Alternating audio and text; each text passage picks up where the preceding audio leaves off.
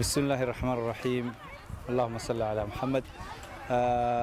J'aimerais juste dire un grand merci à toute la communauté de leur participation, qui ont eu vraiment une générosité pour supporter leur école, l'école Ibn Battuta. Merci. waxaan doonayaa inaan ka yiraahdo halkan aad baa u mahadsantihiin maxay ahayd dhammaan jahliyadda say maxay ahayd hiil iyo hooba ula garab taagan tahay iskuulka aad bay u mahadsan yihiin jazaakumullahu khayran ilaahayna inaga jazaaysiiyo markaan u yeedhno markaan iskuulka isbarbar taagan inaahno waa ag joogaan marka insha Allah wassalaamu calaykum waraxmatullaahi wabarakaatuh.